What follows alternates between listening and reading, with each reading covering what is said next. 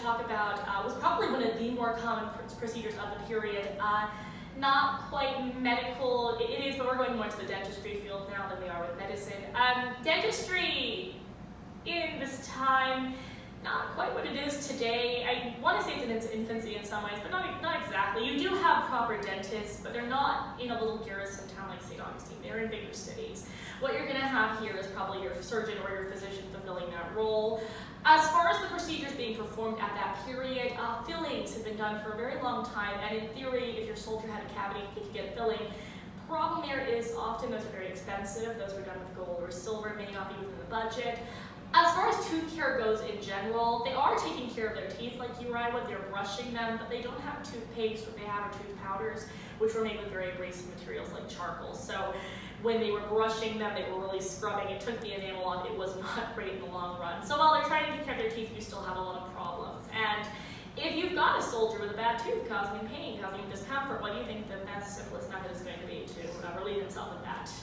We are going to pull out that tooth.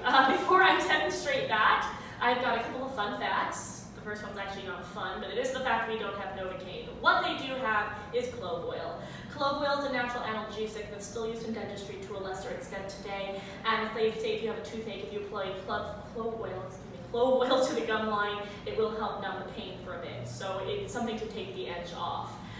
He may have gotten some of that tincture as well. Fun fact number 2 is just the fact that if you were a soldier, you had to have at least 4 teeth. That's a very small amount of teeth to have, but it's specific teeth. You had to have 2 sets of opposing teeth on the side of the mouth. This was because they had powder packs to bite open in order to fill their muskets with gunpowder. As long as he's got those 4, he's good to go, and in fact, he's going to keep his job. Now, as far as the extraction goes, what they're going to use first is this right here. It's called a tooth key. You'll see that's got a pretty large opening, which would have been adjustable depending on the tooth. They're going to put it around the tooth like so. I don't have a whole lot of pressure on here, but it's in there tightly.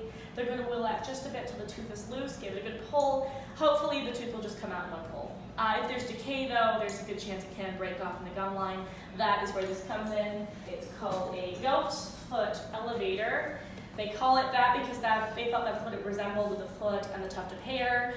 Yeah, most people do think it looks like a medieval torture device or something, is what I hear. But what you're going to do is go down to the gum line and elevate fragments of tooth and root to the surface. Now at that point, those can be reached with the dental forceps, and from there you're just going to pull out the remaining fragments of tooth and root. It was important that all those fragments were removed, otherwise you have infections, septicemia especially setting in.